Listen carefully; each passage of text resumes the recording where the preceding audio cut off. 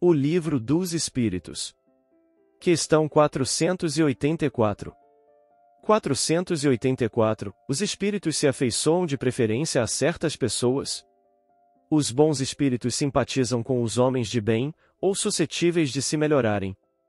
Os espíritos inferiores com os homens viciosos, ou que podem tornar-se tais?